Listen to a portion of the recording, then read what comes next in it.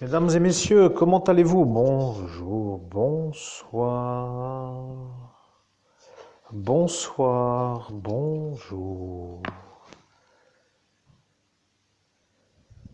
Maintenant, mesdames et messieurs, qui voyez-vous à l'écran? Ceux qui connaissent peuvent le dire déjà, ils le reconnaissent, ils disent: ah oui, c'est lui. Je vais dire une chose, ceux qui savent le savent. Je vais patienter un peu, mesdames et messieurs, pour vous dire que je suis un peu en train de m'affiner dans la médiumnité.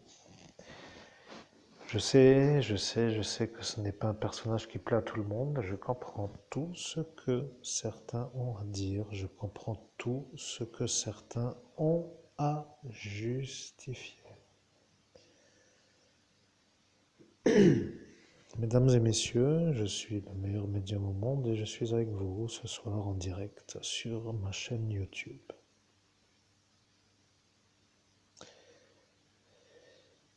Qu'y a-t-il autour de moi en cet instant? Des énergies qui sont en train de partir dans un sommeil, une disponibilité sur l'alignement de la réception, la nuit qui s'installe avec son silence. Est-ce que le ton de la voix vous plaît ou dois-je le changer? Car je peux, si vous voulez, le changer. Dans une autre vidéo, on m'a dit de parler comme Michael Ivanov. Vous vous rendez compte si je commence à parler comme Michael Ivanov? Je peux, voulez-vous? C'est possible. Personne ne pourra dire le contraire. Voulez-vous que je le fasse? Je peux parler comme un slave. Les Français aiment la langue slave. Ce qu'ils veulent dire plutôt, c'est qu'ils aiment l'accent slave, mais pas l'accent lorrain. Après, chacun a sa façon de faire, la manière de faire. Je vais devenir un homme qui parle d'une manière calme. Mesdames et messieurs, vous qui êtes dans ma vidéo, prenez le temps d'écouter si vous avez autre chose à faire que de stresser. Vous en avez peut-être assez de ce monde après tout, je l'apprends. Vous ne savez pas vraiment pourquoi je fais cette vidéo. Je vais vous dire pourquoi je la fais. Nous sommes sur Terre. Vous comprenez le problème? Le problème est que chacun croit être éternel jusqu'à ce qu'il se rende compte que c'est la fin. Et lorsque subitement arrive l'instant, ils se disent qu'ils n'ont rien compris à la vie. Certains ont pris les rênes de leur propre destinée juste à l'aube de leur naissance pour diriger. Et là est ce qui s'appelle les maîtres. Les maîtres de la guidance sont eux. Parfois, il y a des maîtres qui n'arrivent que après. Peut-être que certains se posent même la question, pourquoi, et je pose bien la question que vous entendez, pourquoi Jésus le Christ a été baptisé dans le Jourdain à un instant tardif? Ce qui voudrait dire, si vous êtes intelligent, comme vous l'êtes, que le baptême qui scelle l'alliance est arrivé d'une manière tardive dans son existence comme à une durée autre que le baptême jeune enfant pour nous, peuple chrétien, qui sommes baptisés dans une sorte de âge de la jeunesse. Je sais que vous comprenez ce que je veux dire. Je suis un homme qui revient d'une sorte de turbine à séisme. Vous comprenez, je suis un genre de survivant. Je sais que vous ne pouvez pas toujours comprendre, mais ce que vous ne pouvez pas comprendre, c'est ma vie. Vous ne pouvez pas savoir ce qui s'est passé. C'est ça ce que je veux dire. Vous pouvez comprendre d'autres choses. Comme pour tout, ce que moi je ne comprendrai pas, vous pouvez vous être déjà au courant de comprendre ce que vous comprenez.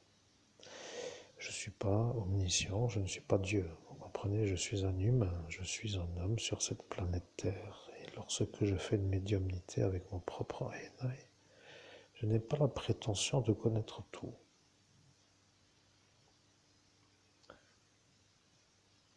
Ce que je veux dire est que la destinée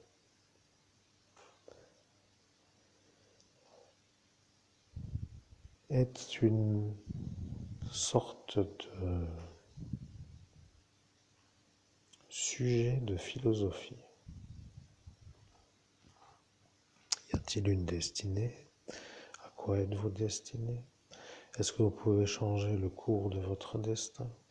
Comment est écrit le destin? Que se passerait-il si aujourd'hui vous étiez vous maître de votre destin?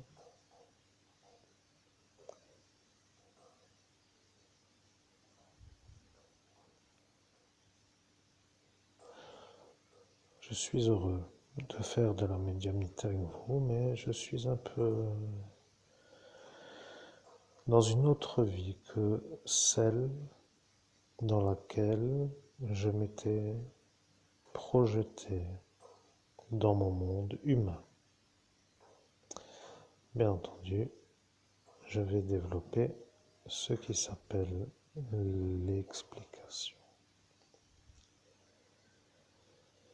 Je continue à l'explication puisque vous êtes intéressé de comprendre. L'être humain évolue par des phases. Les phases sont à étudier sur une existence humaine. Vous comprenez, il y a des énervés et des enragés et des calmes. Vous comprenez que chacun a un tour, était l'un et l'autre.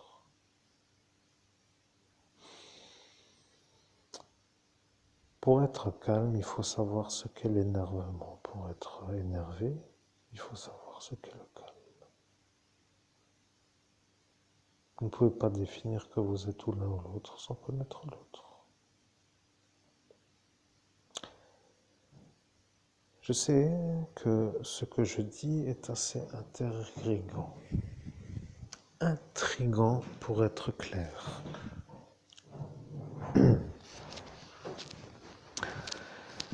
Vous comprenez, il y a des gens qui sont dans l'histoire comme des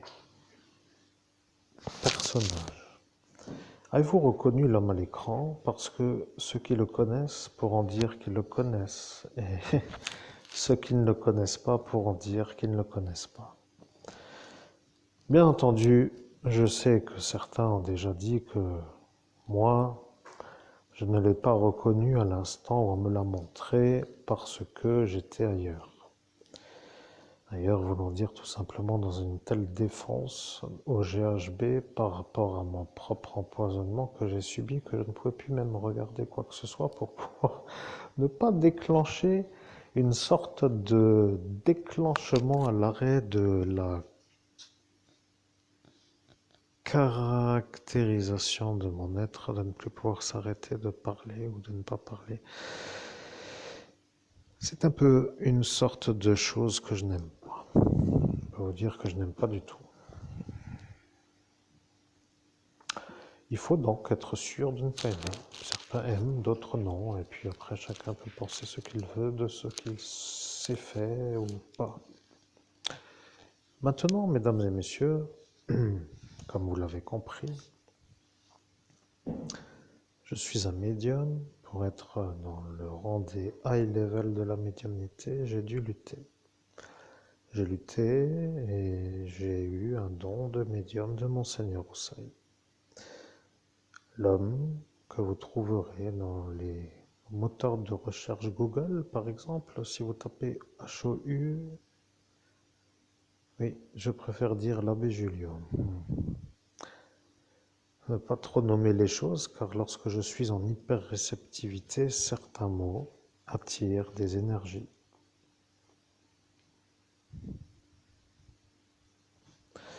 Maintenant, mesdames et messieurs, chers auditeurs, vous vous demandez quel est le sujet de la vidéo.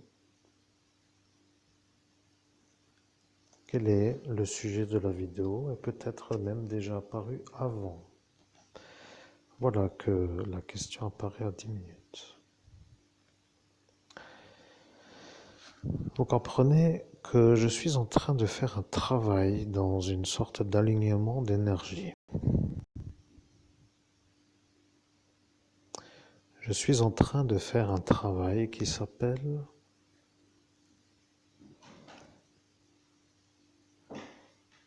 être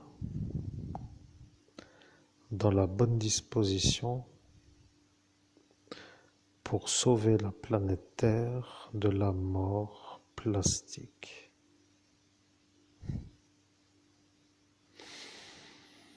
Bien entendu, cela n'est pas vraiment une chose que j'avais dit jusqu'à ces 10 premières minutes.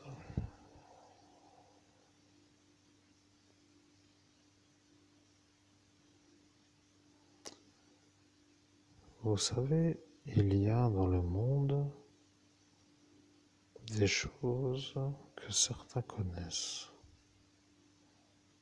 Il y a des choses que certains connaissent et il y a des choses que certains connaissent.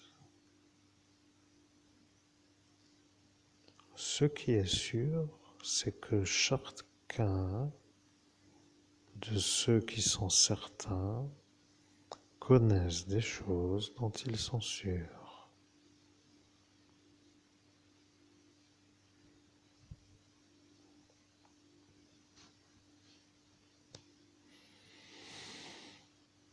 Mesdames et messieurs, je vous pose la question, est-ce que vous vous êtes déjà demandé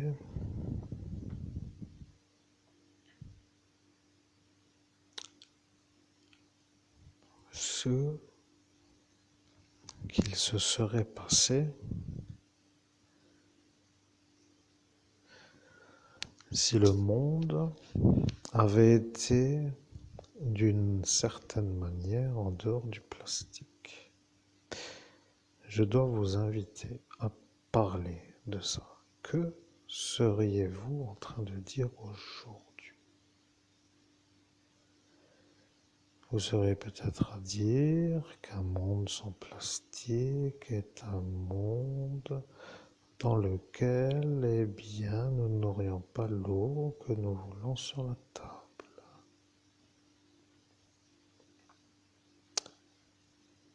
Vous comprenez, le monde sans plastique a été vu comme une transformation pour la société de pouvoir avoir sur sa table de l'eau de l'endroit que l'on souhaite. Si vous voulez boire de l'eau d'une certaine région du monde, vous pouvez l'acheter au supermarché. Vous n'êtes pas obligé d'aller dans le pays en question pour boire l'eau du pays. Pour arriver sur votre table, il a fallu la ramener. Je dis bien la ramener parce que ça devient un peu une sorte de marché national. Il y a peu de chances que vous trouviez une eau qui est vendue en Australie dans les tables françaises en raison du coût du transport de l'eau. Je sais que le sujet est intriguant pour certains, mais je vous demande de vous demander quelle serait la société aujourd'hui s'il n'y avait pas le plastique.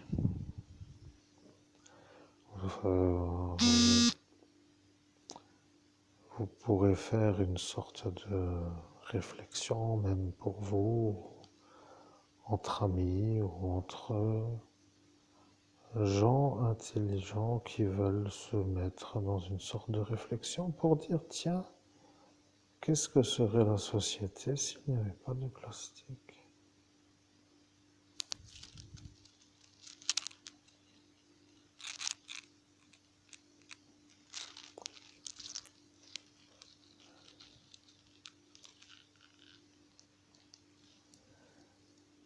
S'il n'y avait pas de plastique, que seriez-vous aujourd'hui?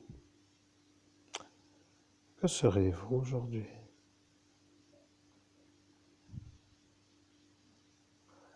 Est-ce indispensable?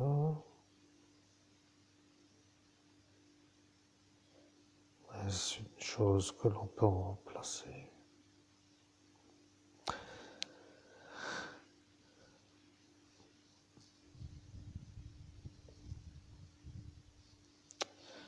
Vous êtes des années 80, vous étiez dans les bars, vous jouiez à des jeux d'arcade. Ces jeux d'arcade étaient payants. Vous deviez mettre une pièce de 5 francs ou de 10 francs. Pour les parties peut-être plus courtes, 2 francs. Peut-être que vous en rappelez vous-même de cet instant, rappelez-vous. Les 3 fentes dans la play machine, 2, 5 et 10 francs. Vous vous rendez compte?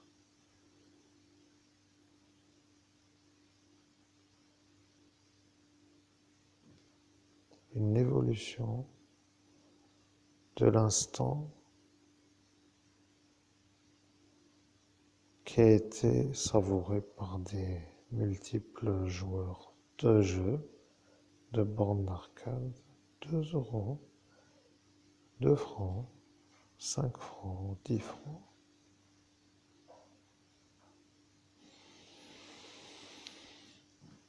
Vous comprenez?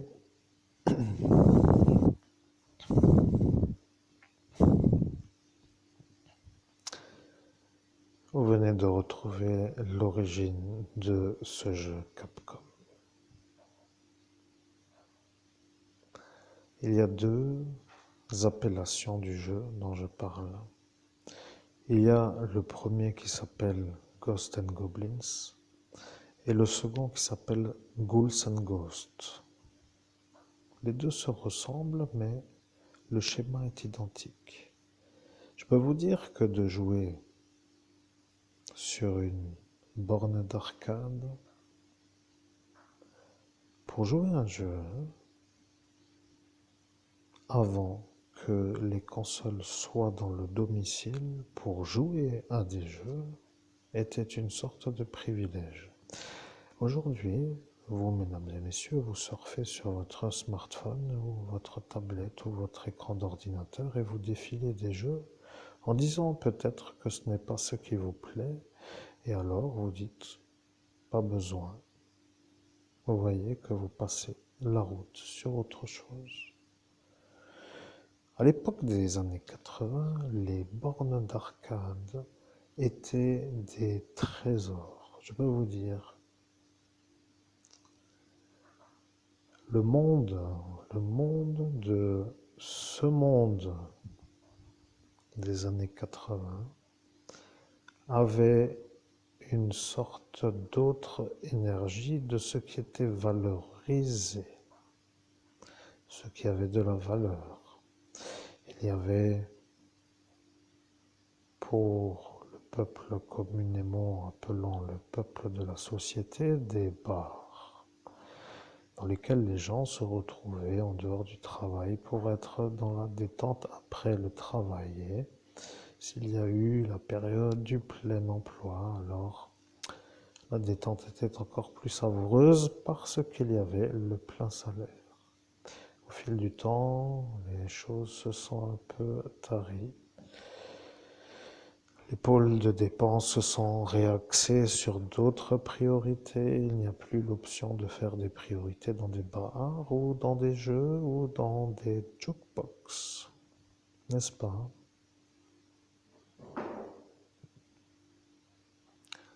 Jukebox.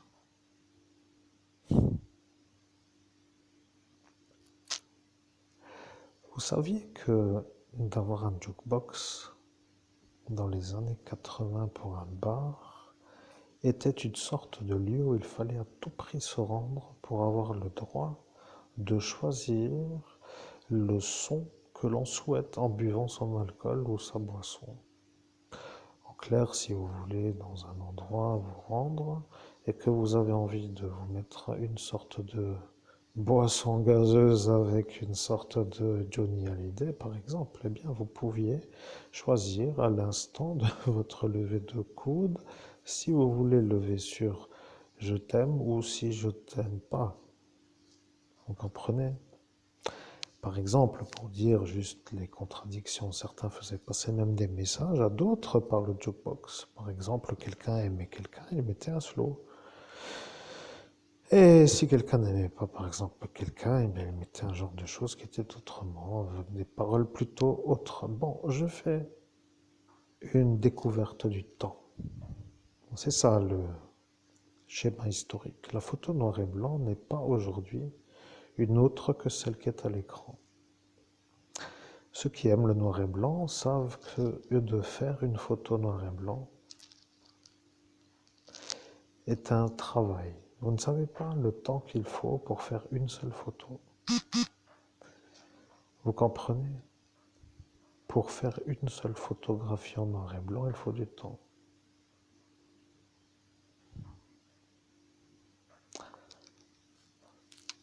Bien entendu, si vous étiez de l'époque dans laquelle se faisaient les photos au laboratoire, vous pouvez être sûr de comprendre le temps qu'il fallait entre le dépôt de la pellicule, l'attente pour la récupération des photographies, et là, vous étiez sûr d'être dans l'époque des années où la pellicule était monopole.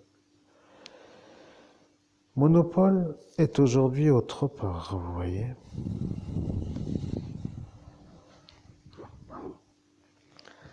Je sais que certains comprennent ce que je veux dire, mais cela veut dire tout simplement que l'époque est l'époque.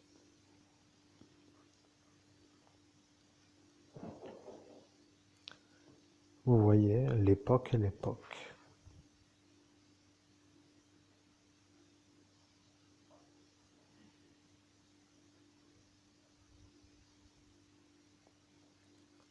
Que feriez-vous aujourd'hui? Que feriez-vous aujourd'hui d'un ordinateur de l'époque des années 1900?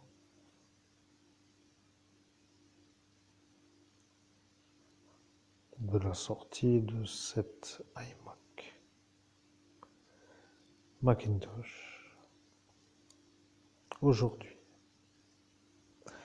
Le génie est là, mais aujourd'hui, avec le matériel de l'époque, que ferez-vous aujourd'hui? Vous ne pourrez pas faire grand-chose. Je peux vous dire que vous seriez même à durer 2 minutes 57 pour arriver à vous débarrasser de l'appareil, vous voyez. Que feriez-vous aujourd'hui d'un téléphone avec un fil?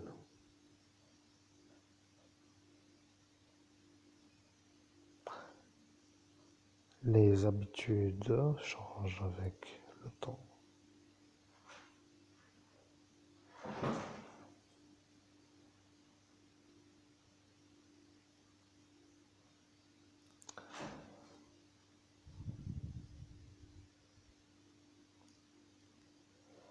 À l'écran se trouve un homme que vous connaissez peut-être.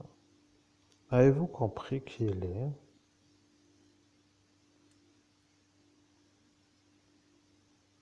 Avez-vous compris que l'homme à l'écran est un homme qui a été pris en photographie? S'il n'est pas en animation à l'écran, c'est que le film n'est pas autre qu'une photographie. Le passage de la photographie à l'image animée a été vu comme un phénoménal progrès.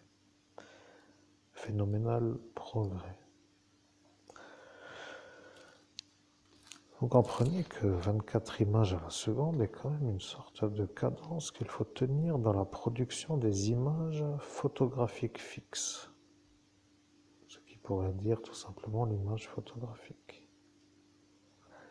L'image animée n'étant qu'autre chose que de la succession rapide d'images fixes.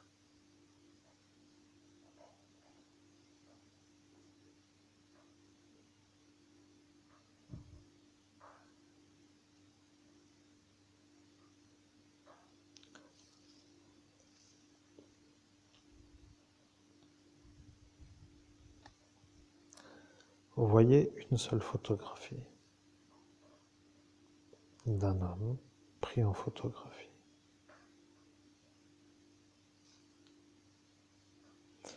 L'instant de l'instant où la photographie a été prise est un instant qui peut être qualifié d'unique.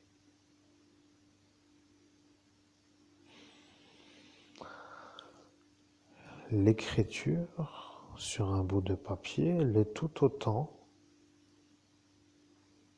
Dans l'exemple où je me place, je vois la photographie, mais si vous écrivez un mot sur un papier, le mot, la lettre, le schéma, le dessin, est à cet instant créé, à un instant unique.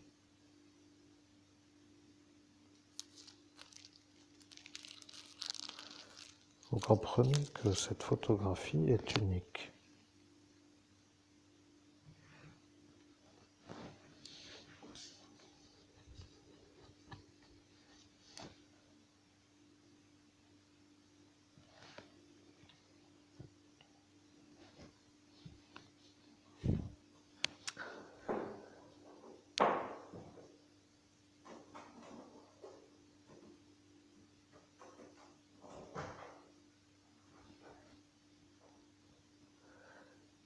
Maintenant, autour de moi se trouve le calme environnemental, mais il y a quand même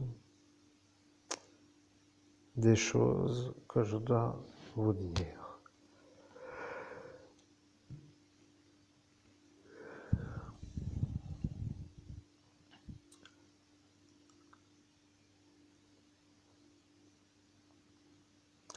Lorsque l'on connecte une photographie, par exemple, ou un mot, ou un support, je suis médium, je précise, il faut que je rappelle les choses. Pour me connecter à des gens, il y a différentes méthodes. Certains n'ont pas besoin de grand-chose pour se connecter et d'autres ont besoin de plus de choses. Ce que je voudrais que vous compreniez, c'est que l'homme qui est décédé est un homme à cet instant qui a été pris en photographie par un homme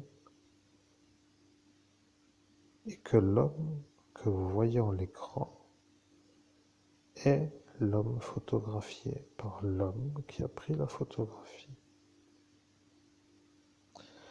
À cet instant, dans le monde de notre monde,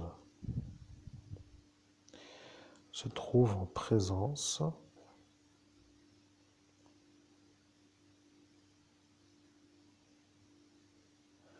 dans notre monde se trouvent en présence deux hommes,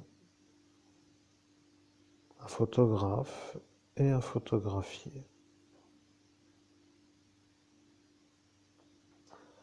Les deux se sont retrouvés pour une énergie qui s'appelle une photographie.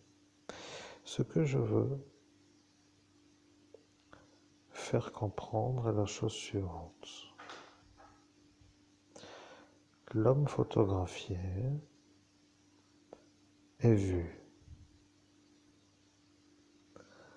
L'homme qui a fait la photographie ne l'est pas. Sans l'homme qui a fait la photographie, il n'y aurait pas la photographie.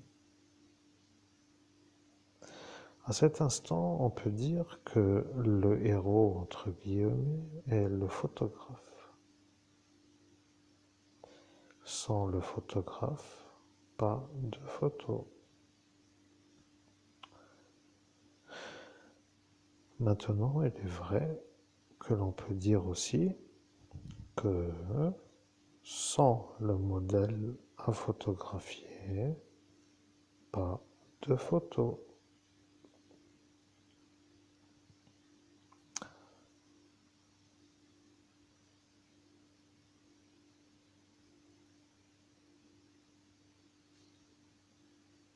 Je suis médium et j'interagis avec des énergies qui s'appellent des disparus, car lorsque je parle face à des supports, je suis à cet instant connecté au support.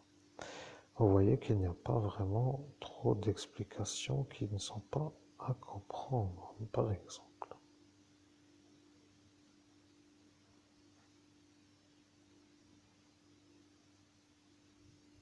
Je suis en train de vous parler d'une photographie. La photographie que vous voyez est la photographie dont je me sers en cet instant pour être en contact avec l'homme qui est à l'écran. À l'instant où je me connecte à l'homme qui est à l'écran, je suis aussi en connexion avec le photographe qui est pour le public, l'homme qui vous permet de voir l'image de l'homme que vous voyez. Ce que je veux dire est simple. Lorsqu'il y a des énergies multiples sur un support, il y a ce qui s'appelle pour un médium une sorte de travail qui s'appelle la distinction des énergies qui sont transmises par le support. J'adore un peu vous expliquer la contrainte du travail. Si demain vous venez à me voir et que vous dites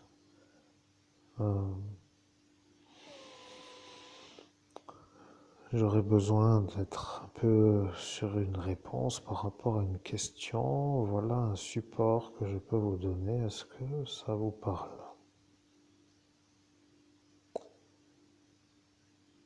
Bien sûr, certains vont dire que ça devient une sorte de drôle de demande par rapport à la société qui fait des choses plutôt dans une autre normalité. Si vous venez me voir et que vous dites, tenez, j'ai un support et je voudrais savoir une chose. Posez la question et je vous donne la réponse. Ma réponse n'est autre que la réponse de l'instant où vous demandez la réponse. Vous comprenez?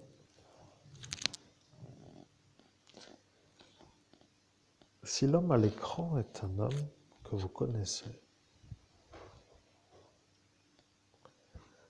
vous avez sûrement déjà dû entendre beaucoup d'histoires sur lui.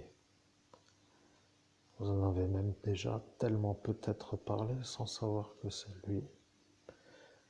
Vous avez demandé peut-être s'il faut encore en parler ou si c'est une énergie qui ne doit plus être à être... Eh bien, vous voyez, ce que je veux que vous compreniez est simple. L'époque est, pour l'homme à l'écran, une époque qui permet de se faire une fortune sur une marchandise.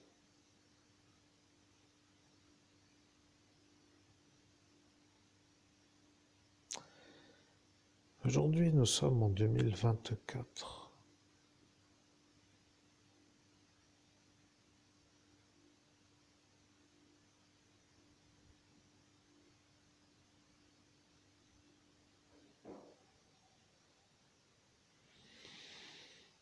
En 2024, le monde tel que nous le connaissons est devenu un monde plutôt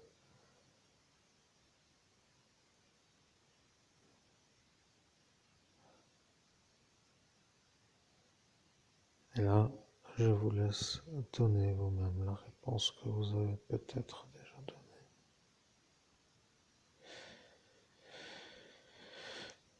Le monde est soit beau, soit non comme il faudrait qu'il soit pour être beau.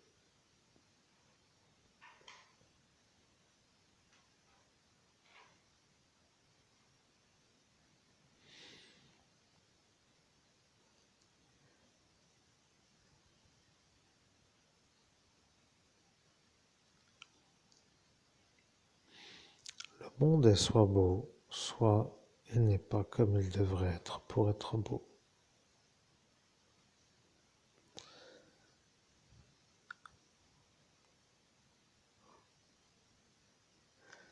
Joue à un jeu qui s'appelle une énergétisation multiple des supports multiples.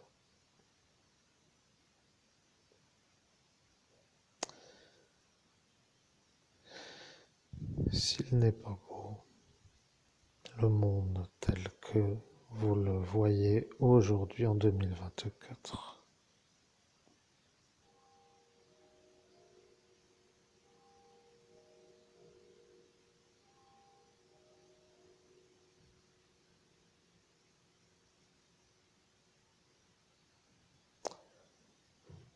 que faudrait-il pour qu'il soit beau?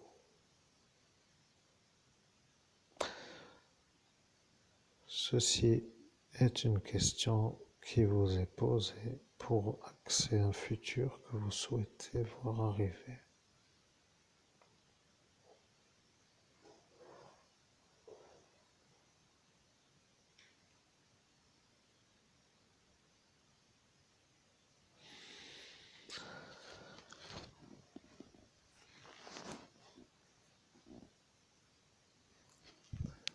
Je vais vous dire une chose.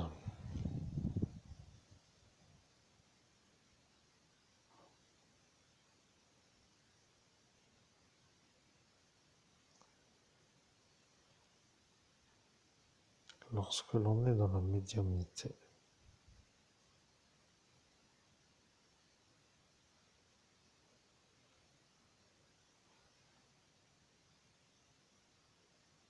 on devient une éponge qui s'imbibe de beaucoup d'informations.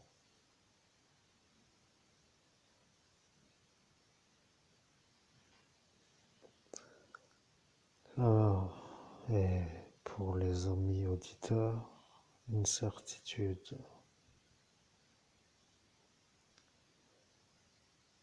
Que voulait l'homme à l'écran pour son futur?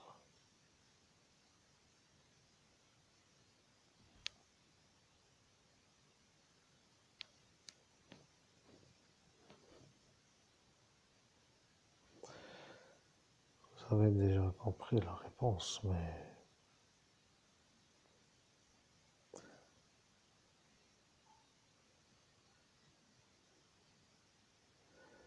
vous comprenez, il y a des énergies qui ne sont pas pour certains bénéfiques. D'autres diront que, par exemple, ceci est une énergie bénéfique. Moi qui suis l'évêque catholique, je n'ai pas à cet instant été sur terre.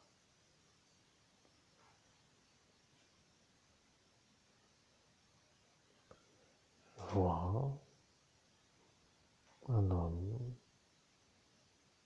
en photographie.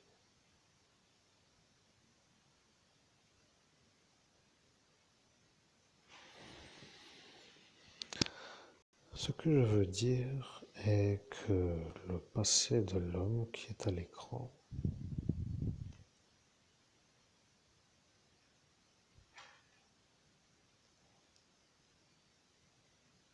est un passé qui n'est pas pour certains un beau passé.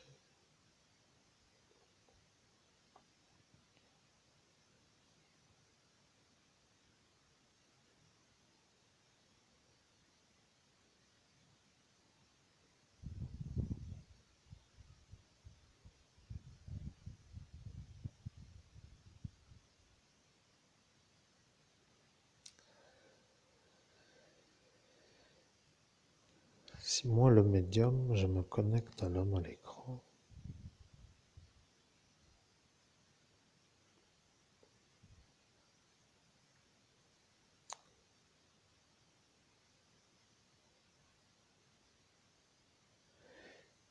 et que j'accède à des informations qui ne sont pas autrement que confidentielles. Par exemple, pour qui travaillait l'homme à l'écran?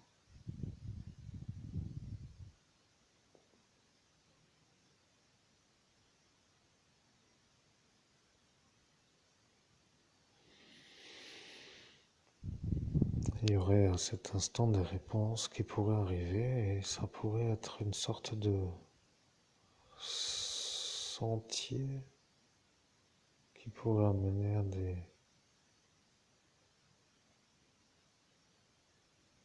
révélations qui pourraient être nouvelles.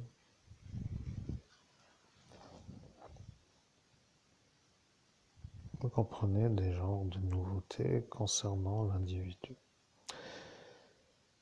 Je suis médium, mesdames et messieurs, je ne suis pas autrement qu'un homme qui, d'une certaine manière de se connecter à des supports, accède à des informations.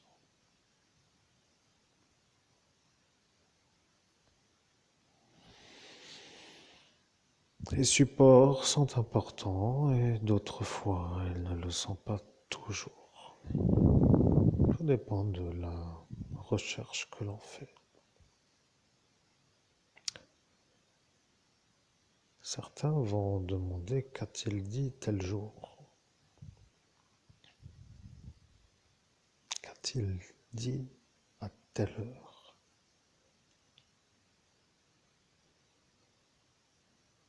Ce domaine de recherche est quand même assez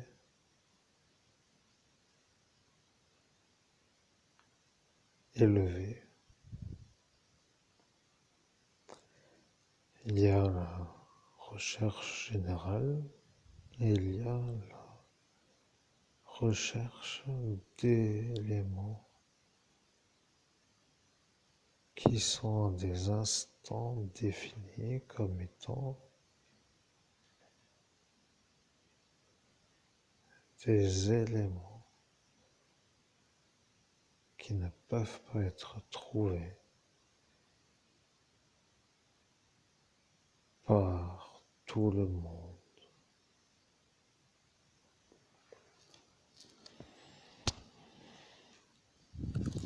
Vous savez qu'un médium qui commence à faire des recherches, qui se met à la connexion d'un support pour se raccorder, est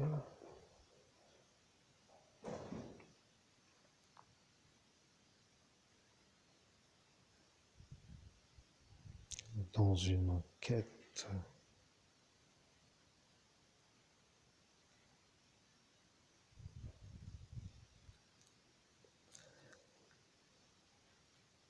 de recherche, de réponse.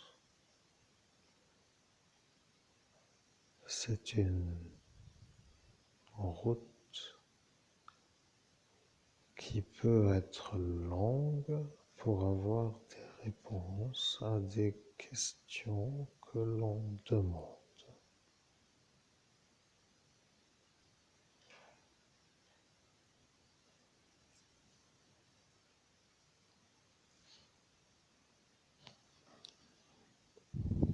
Je sais que l'homme à l'écran ne veut pas parler, je l'entends jusque-là, mais je n'ai pas demandé quelque chose. Je veux juste que la photographie soit comprise comme étant un support qui vient d'un instant du passé, qui est de l'époque noir et blanc, qu'elle est apparue en raison d'un photographe qui photographie un modèle photographique à une époque où la photographie couleur n'était pas encore, peut-être, encore réelle Vous comprenez, il y a des supports qui servent de connecteurs.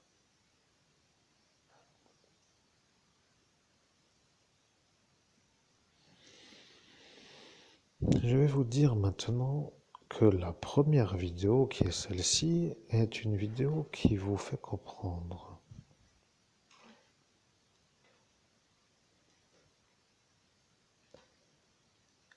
la médiumnité est un domaine qui est pour moi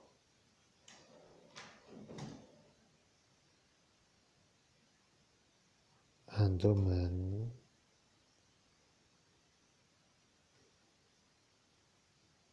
de professionnel.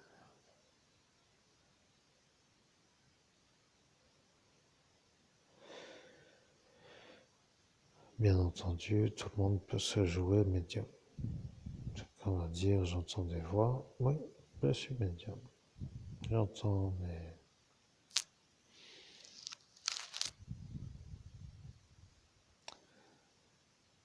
des mots.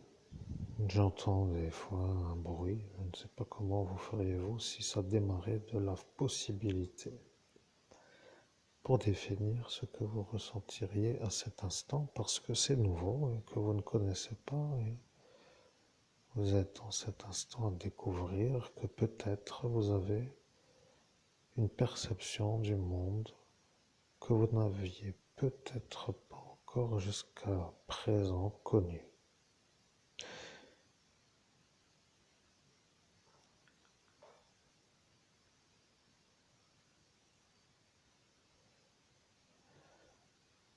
La médiumnité.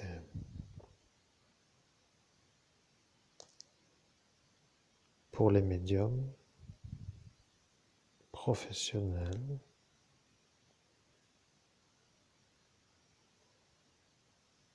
n'est pas vraiment la même que pour les médiums généraux.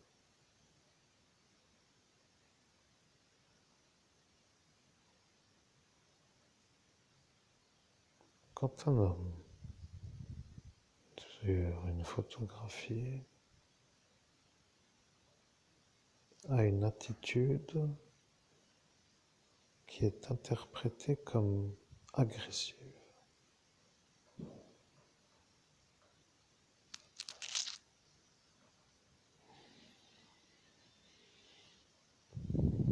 il y a pour celui qui regarde la photographie l'interprétation de l'image.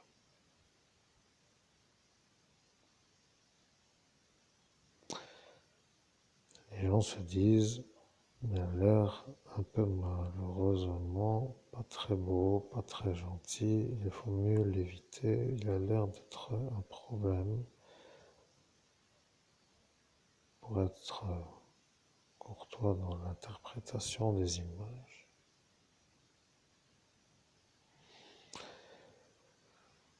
Parfois, il y a des gens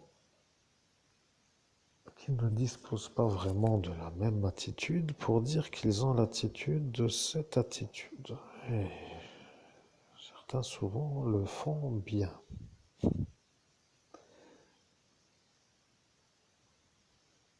Vous voyez?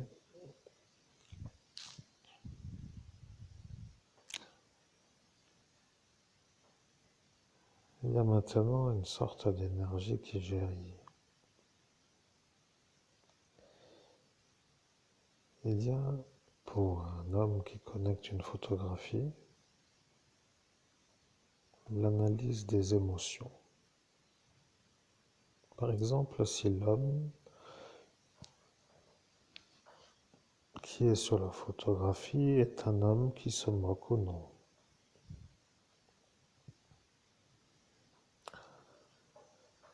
Il y a parfois des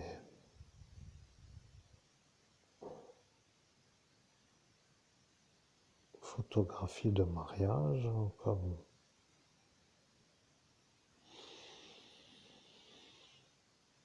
des photographies de la vie professionnelle comme étant des images à véhiculer.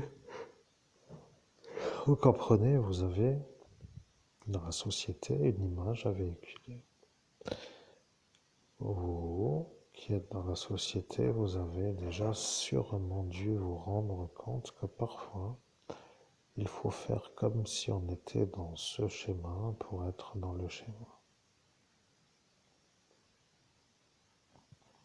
Certains ne sont pas dans le schéma. Vous voyez, il y a des gens qui ne sont pas dans la manière d'être pour être là où ils sont et d'autres qui se sentent à l'aise dans la fonction qu'ils occupent à l'instant et d'autres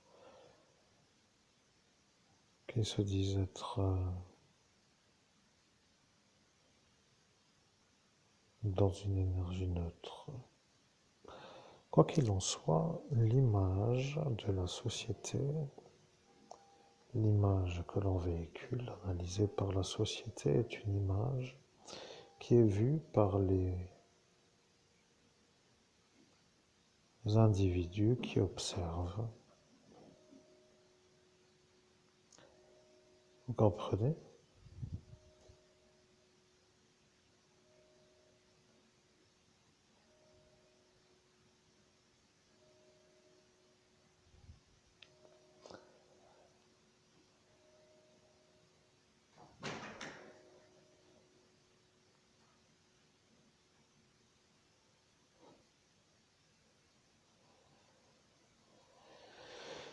Il n'y a rien d'autre pour cette première partie de vidéo. Je vous laisse parce que je vous prépare une deuxième vidéo avec une autre photographie pour faire une sorte de suite à cette vidéo dans laquelle nous sommes. Ce qui va pour vous, chers auditeurs, être une sorte de fil conducteur vers un raisonnement qui amènera une conclusion sur une question qui va être à répondre et que vous aurez donc en cours de route ou déjà en éventualité comprise ou que vous allez découvrir dans la deuxième